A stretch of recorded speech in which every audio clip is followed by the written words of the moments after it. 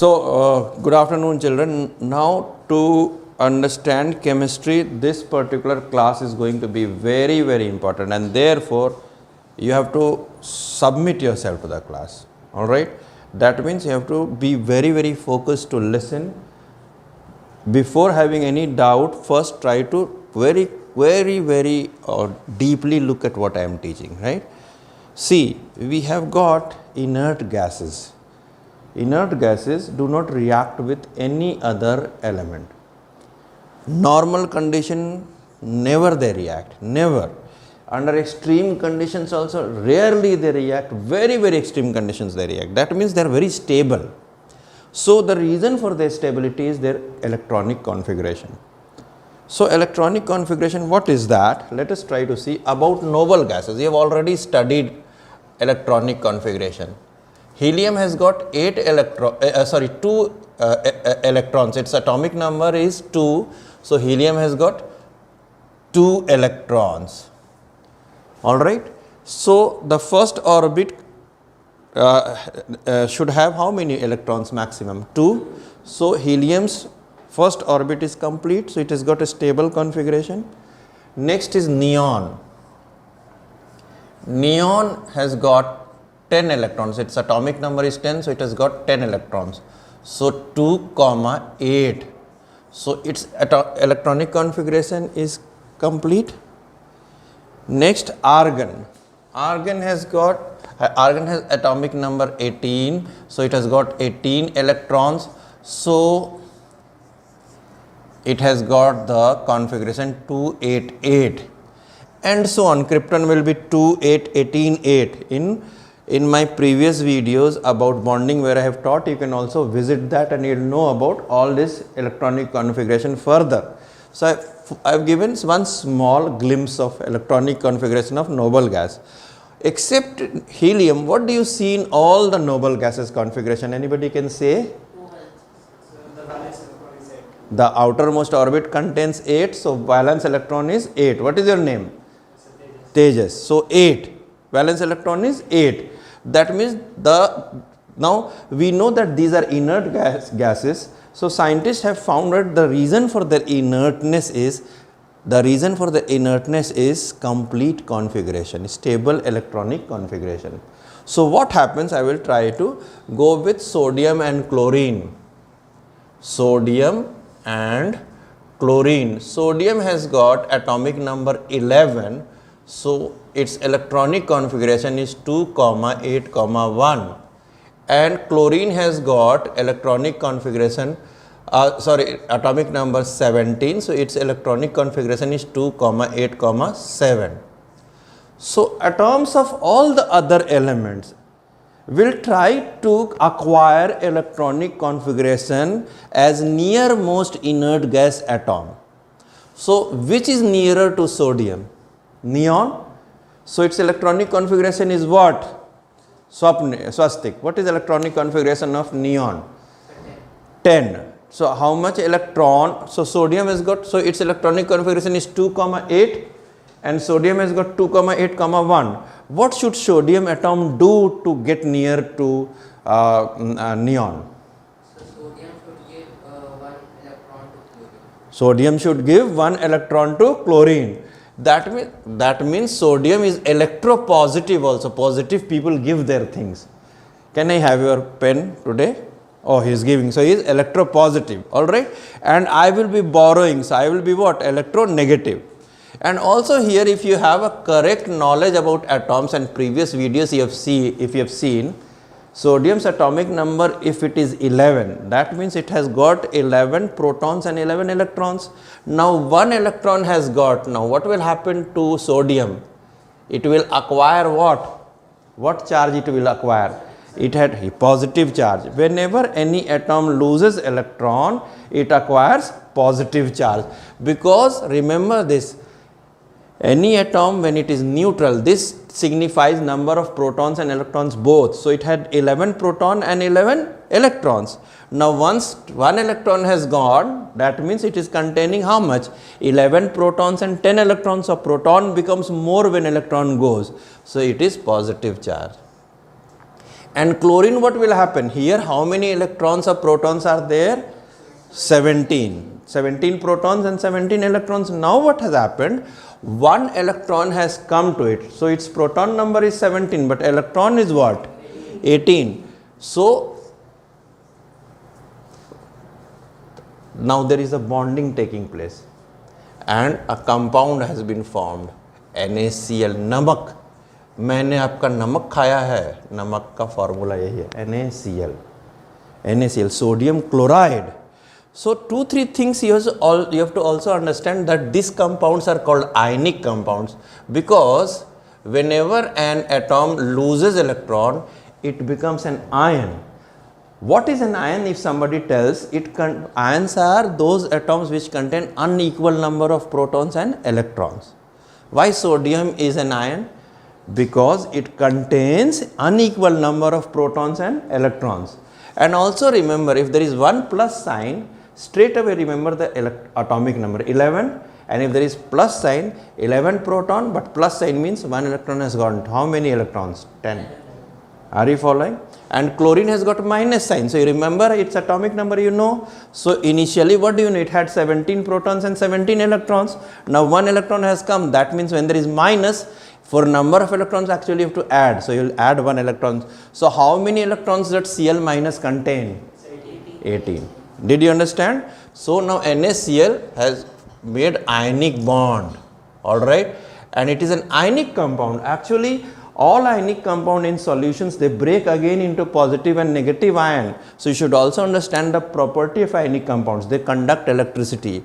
Therefore, you don't have to take a risk with dealing with salt water and electricity. If you by mistake try to think that a salt water will not conduct electricity, it will conduct electricity.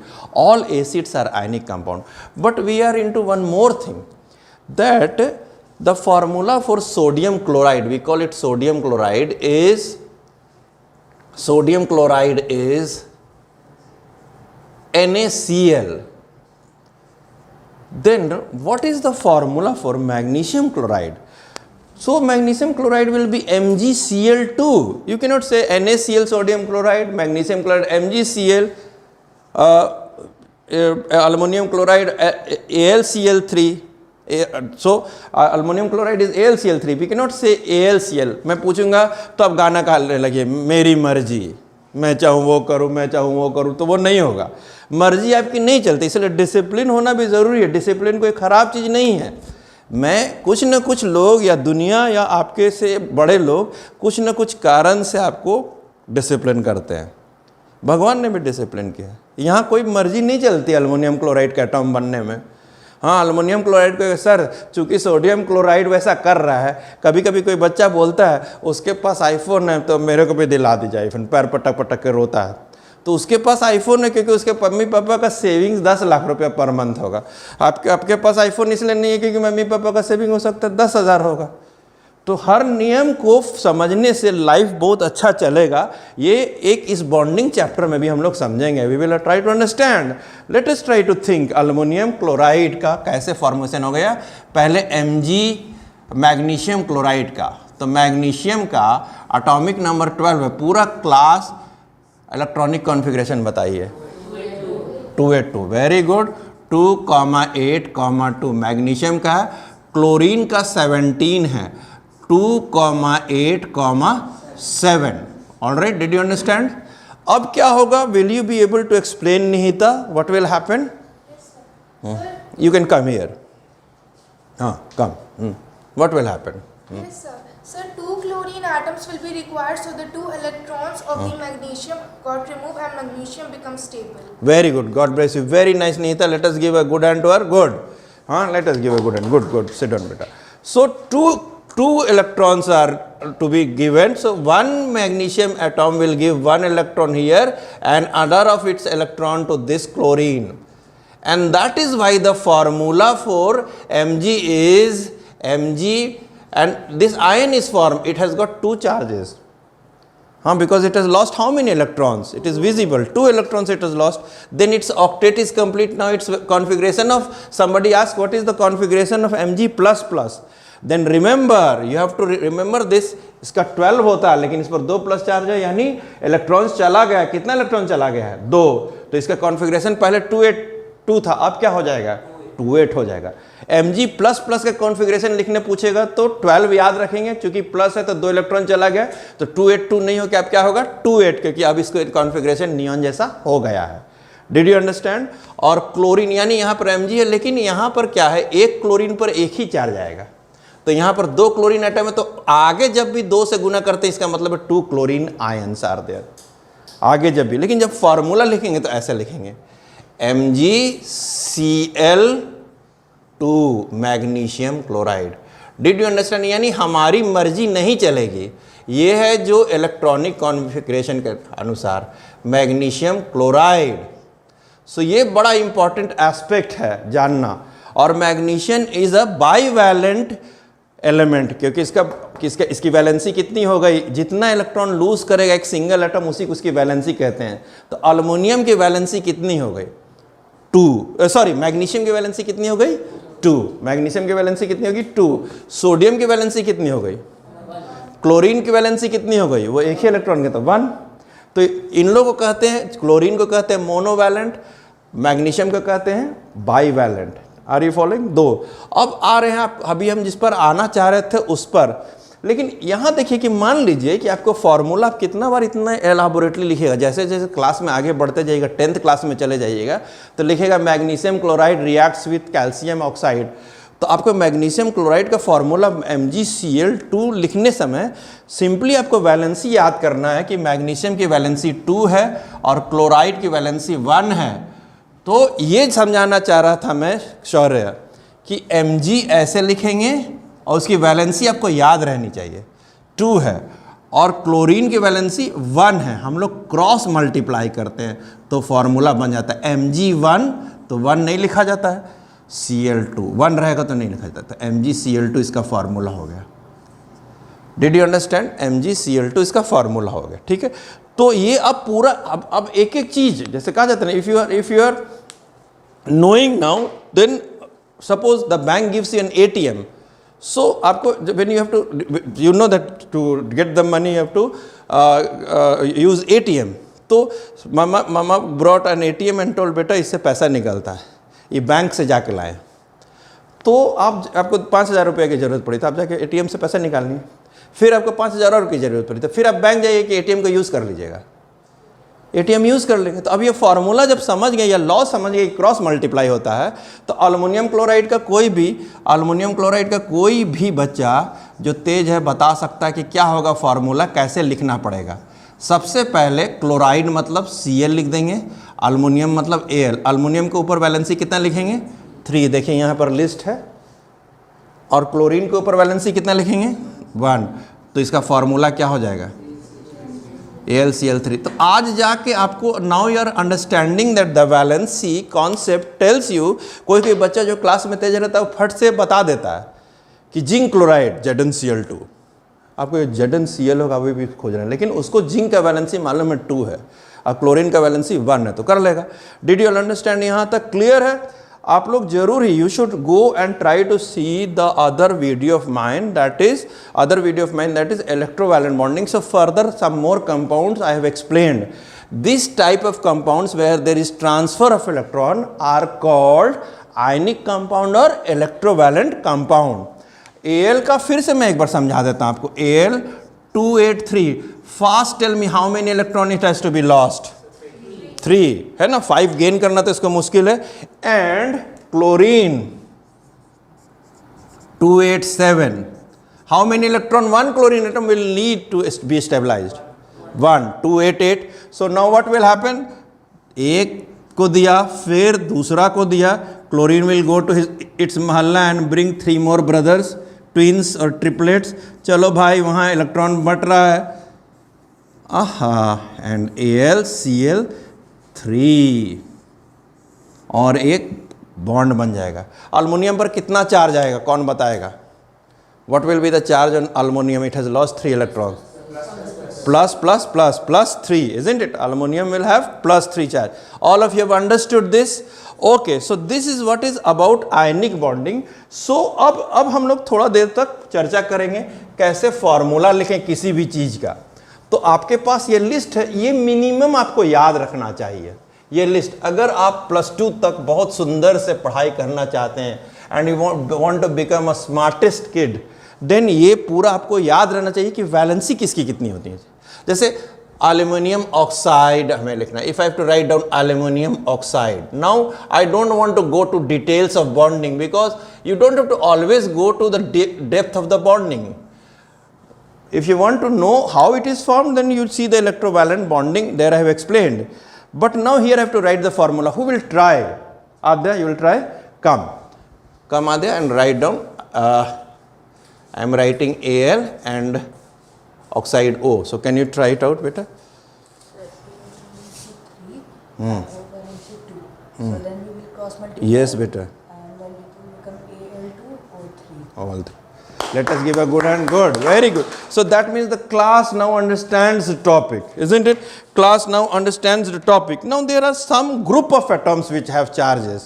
Some group of atoms like sulfate, you see, SO4. All right. So now what to do with the group ones? Group one में क्या करना है? Let us see. Sulfate के लिए I am writing aluminum sulfate because aluminum has got valency 3. So वहाँ पर exchange करने में बड़ा मजा आता है लिखने में.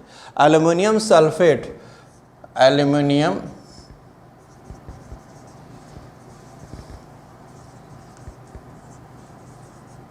sulfate.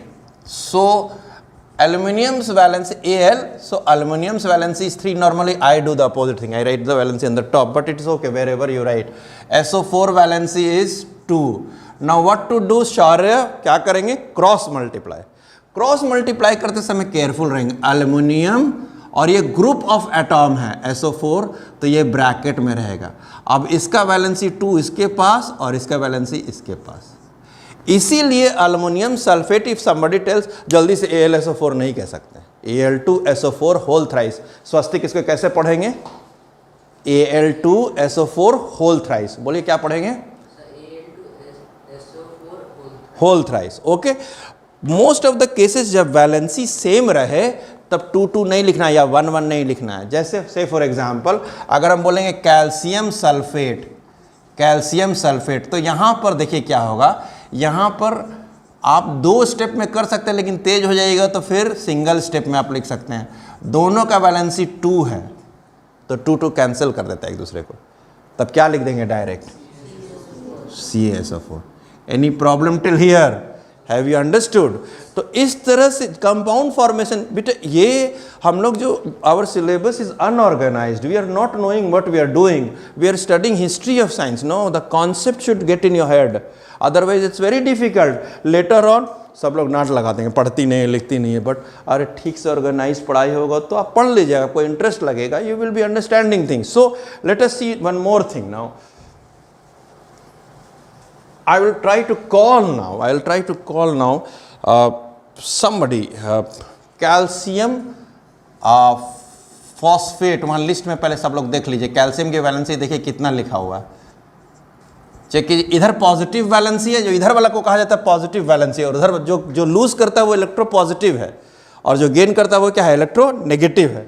तो उस साइड वाले सारे नेगेटिव हैं. फॉस्फेट, अगर कोई एक्चुअली में आपको सल्फेट को बोलेगा रिप्रेजेंट कीजिए, लिखिए, तो सल्फेट अगर अलग से कहे सल्फेट आयन कैसा दिखता है, तो आप बोलेगा SO4 और उसका जो वैलेंसी है ऐसे करना पड़ेगा. Are you following? तो ये तो बाद की बात, अभी तो फॉर्मूला लिख रहे हैं. कितना जन फॉस्फेट का वैलेंसी हमने यहाँ लिखा है, कितना जन कर लेगा? Will you try? So this time who will come? Swastik, why not you? Shaurya, why not you? Will you be able to try, or let me give one chance to Tejas? First, come.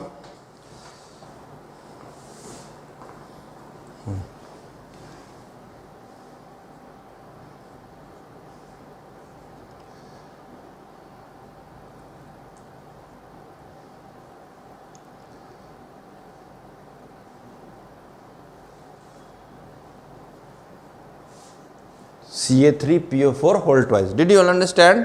हो जाएगा सबसे. All right, good. So एक दो चीज़ और जानिए कि hand writing क्यों ज़रूरी है अच्छा रखना. हैंड राइटिंग क्यों ज़रूरी अच्छा रखना है? Why our handwriting should be good?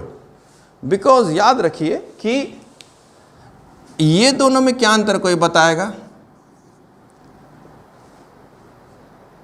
ये कोबाल्ट है और ये कार्बन और ऑक्सीजन, कार्बन मोनोऑक्साइड है। Are you following? तो पी के साथ ऑक्सीजन, ये पीओ कर देंगे तो हो सकता है पोलोनियम हो जाएगा। जब लिखिएगा तो बेटा कुछ भी आपने गलत नहीं किया, बस मैं आपको समझा रहा हूँ कि आपको खूब सुंदर से लिख देना है, ठीक है? तो इसमें क्या, no hard feelings at all, because बुजुर्ग हैं, डांटना हो तो डांट दीजिएगा, एक्सपीरियंस है, but try to understand why I am telling you this is बेटा, क्योंकि मैं नहीं चाहता कि आप लोग कहीं कुछ गलती कीजिए। तो PO4 ऐसे लिखना है क्योंकि फॉस्फोरस अलग है और ऑक्सीजन अलग है। फॉस्फेट जो आयन होता है वो फॉस्फोरस और ऑक्सीजन से बना रहता है, और PO हो सकता है किसी के दूसरे का सिंबल हो। हमेशा याद रखिए, अगर किसी भी सिंबल में 2 अल्फ़ाबेट है तो, और एक ही का नाम है, लाइक सोडियम Na, तो आप जाके ऐसे नहीं लिख सकते, ये सब गलत हो जाएगा। पहला वाला स्मॉल छोटा, दूसरा वाला कैपिटल नहीं, ना ये जो है नाना नाना नारे, I don't know what is it, ये हो जाएगा, ये भी गलत है ना, नॉट अप्लीकेबल, ये फॉर्म में भर आता है। हमेशा सिंबल में, in the symbol the first alphabet should be a block letter capital and the next one should be small, अगर वो एक सिंगल एलिमेंट है तब। क्योंकि अगर ऐसे लिखिएगा ये क्या हो जाएगा मालूम है, NaR, this is nitrogen and this is argon, but ऐसा कंपाउंड होता नहीं, इनर्ट गैस है इसीलिए।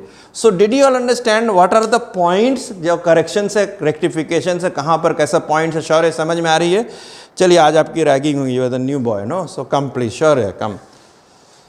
सो let us see, just to, sorry, you are from which school? So you are a bold guy, ready हैं? All right, let me see what to do. I will give you aluminum oxide. Should I give you? I've already given barium, potassium dichromate, बड़ा वाला देता हूँ आपको। Potassium का ऊपर में K है और डाइक्रोमेट Cr2O7 का गुच्छा है, ठीक है? Cr2O7, potassium dichromate. If you do this, थोड़ा राइटिंग किया जाए ना, न्यू बॉय ना, so let us see. Okay, so चलिए, गुड।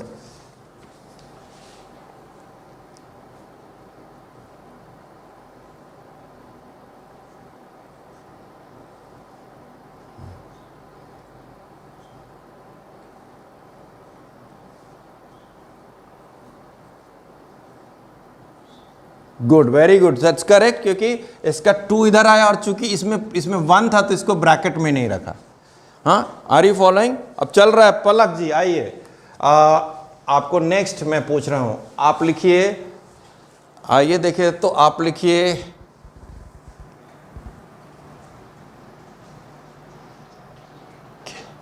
कैल्शियम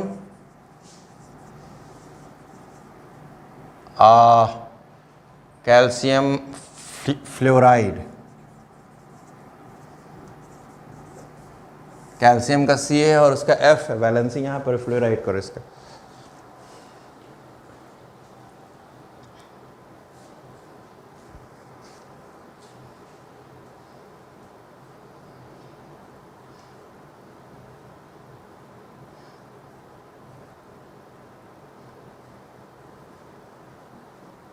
सही है, it's correct, good good good, सबसे हो रहा है। स्वास्तिक समझ में आ रही है आपको? बहुत चुपचाप से बैठे हुए, दबे पाँव बना लीजिएगा सारा। Okay, so good. Now suppose we have to do other welcome. Palak आ चुकी है ना आप? Aluminium hydroxide, aluminium hydroxide, can you do this? Hydroxide,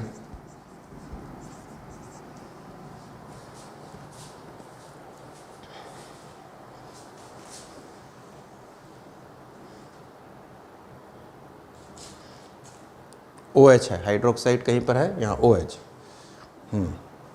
aluminium का बैलेंसी भी ठीक है, OH है, ठीक है, उसका बैलेंसी 1 और उसका 3।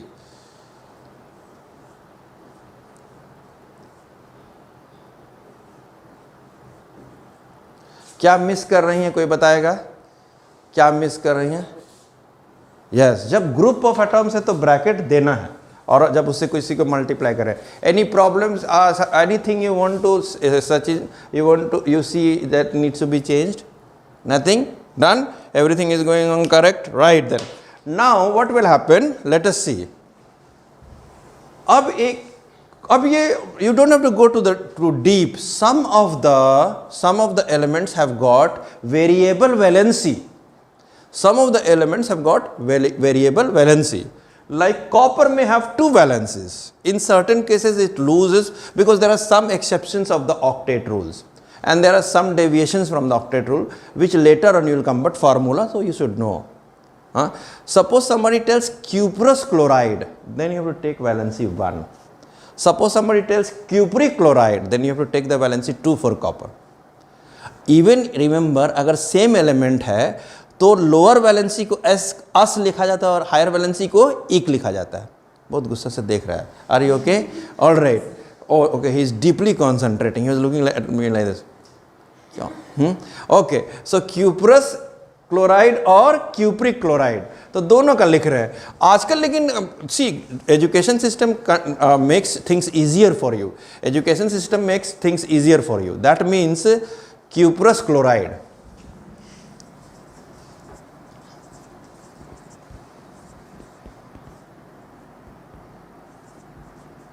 so it will be Cu1 and Cl1.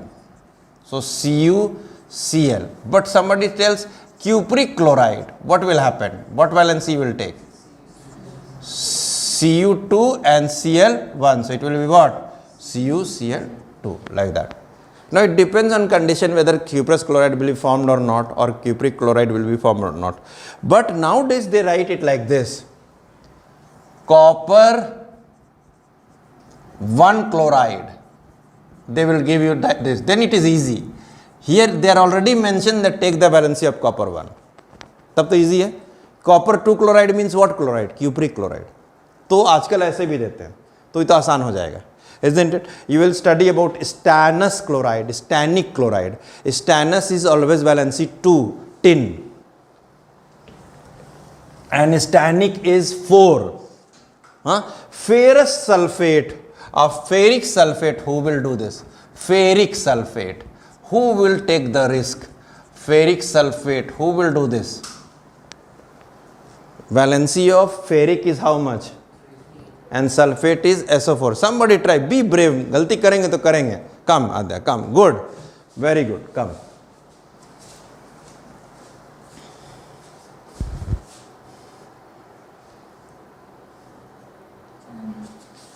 SO4.